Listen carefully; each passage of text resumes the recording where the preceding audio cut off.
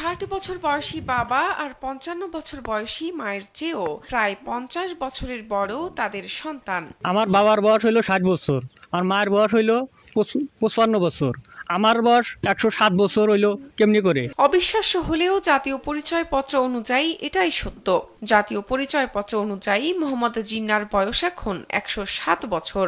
আমার ৬০ বছর বয়স, আমার ছেলের ১০৭ বছর বয়স। এই ভুলের কারণে আমরা বড় সমস্যায় আছি। বস্তুত ১৯৮৫ সালে জন্মগ্রহণ করা জিন্না পেশায় একজন কৃষক।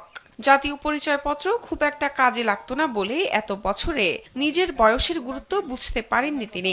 সম্প্রতি ছেলেকে স্কুলে ভর্তি করাতে গিয়ে জানতে পারেন চুল দাড়ি পাকার আগেই শতবর্ষ পার করে ফেলেছেন তিনি। পোলা নিয়ে স্কুলে ভর্তি করতে গেলি আইডি কার্ডের জন্য আমার পোলাকে ভর্তি করে না। শুধু তাই না, ব্যাংক থেকে ঋণ নিয়ে গরু পালন করে সংসারে সচ্ছলতা আনতে চেয়েছিলেন জিন্না। তবে জন্মসালের কারণে ঋণ নিতে গেলে ব্যাংকও ফিরিয়ে দিয়েছে বলে আক্ষেপ করেন তিনি।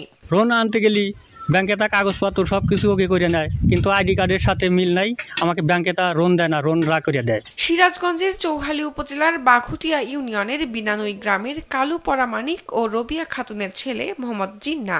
জন্মসালের এই গড়মিলের কারণে থমকে আছে জিন্নার জীবন। সেই সাথে বাবার বয়সজনিত অসঙ্গতির কারণে থমকে আছে ছেলের পড়ালেখা।